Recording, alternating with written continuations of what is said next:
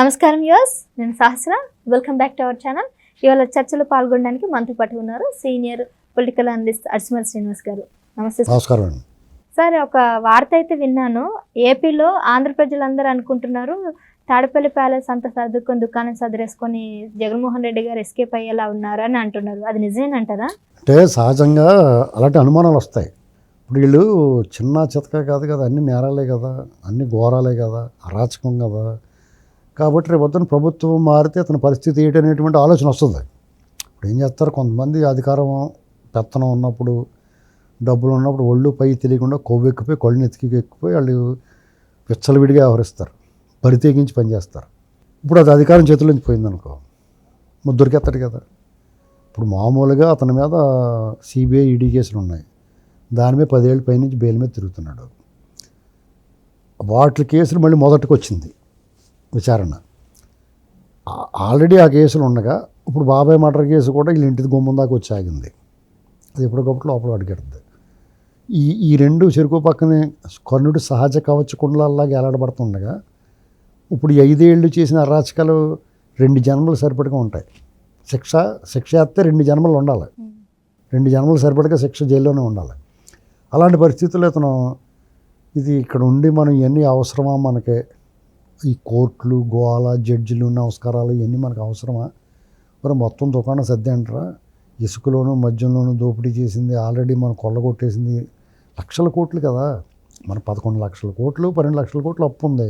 అందులో 2 లక్షలు పాత తీసేస్తే 10 లక్షల కోట్లు. ₹1 పెట్టలేదు ఆంధ్ర మీద. ఈ డబ్బు అంతా ఏమైపోయింది? ఎవరికన్నా పై వాళ్ళు కొంత ఇచ్చుంటాడు, మిగతా డబ్బు అంతా తీసుకుని ఈ పోర్టులో ఉన్న చేతిలో వాటి ద్వారా తరలించేస్తాడు అన్నమాట ఎక్కడికో చోటకి. ఇతను కూడా జంప్ అయిపోతాడు. ముందు కర్ణాటకలో బెంగళూరులో గట్ట అతని ప్యాలెస్లు ఉన్నాయి, ముందు అక్కడ సర్దుకుంటాడు.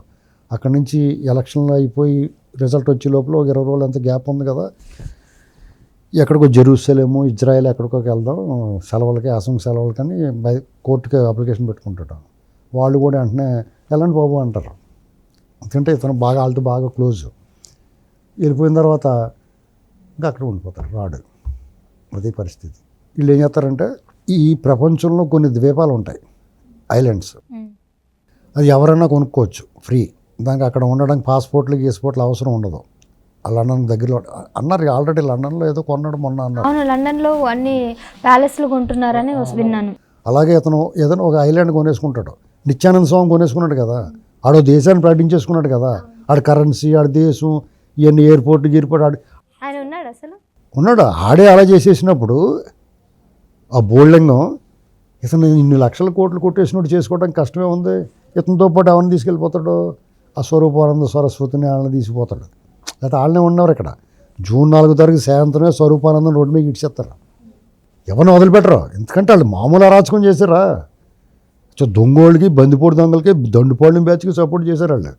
ఇలాంటి ప్రమాదాలు ఉంటాయని చెప్పేసి ఇతను సర్దుకుంటున్నాడు.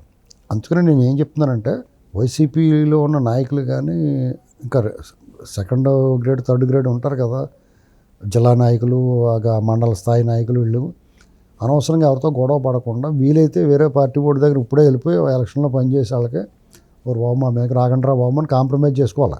ఊళ్ళో కూడా అనవసరంగా ఎగరకుండా వాళ్ళని వాళ్ళ మీద దాడులు చేయకుండా. నీ కోపం ఉంటుంది, లోపల బాధ ఉంటుంది, అభిమానం ఉంటుంది. ఎవరిగా ఇప్పుడు తెలుగుదేశంలో నోరు మూసి కూడుకోలేదు, ఓడిపోతాయి.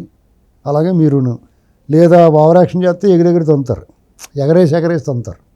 మామూలుగా కాదు, వాళ్ళు ఎగిరెగిరి తంతారు, వీళ్ళని ఎగరేసి కూడా తంతారు. ఇవన్నీ ఉండకూడదంటే ఎన్నికలు సక్రమంగా జరగాలి. ఎవడేసుకునే వాళ్ళు ఓటేసుకుంటారు. నువ్వు కూడా సైలెంట్గా ఉన్నావు అనుకోసారి, వీళ్ళు గోవలేదురా, వీళ్ళు గొడవ చేయలేదురా అని చెప్పి వాళ్ళు కూడా వదిలేస్తారు. లేదా అని ఎగిరేవనుకో మళ్ళీ ఇడిచేస్తారు.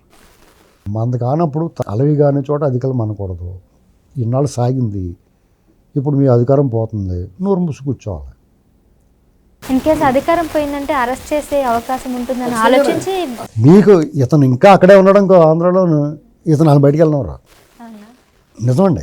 ఎందుకంటే మామూలు తప్పులు చేశారు. ఈయనే కాదు, సత్యరామకృష్ణారెడ్డి, ఆ ధర్మారెడ్డి, తర్వాత అజయ్ కల్లం రెడ్డి, ఇలాంటి బోలం పోతే జవహర్ రెడ్డి, అందరూ లోపల పోతారు. ఎన్ని తప్పులు చేశారండి వీళ్ళు. ఒక్కొక్కరి మీద 50 కేసులు వచ్చేస్తాయి.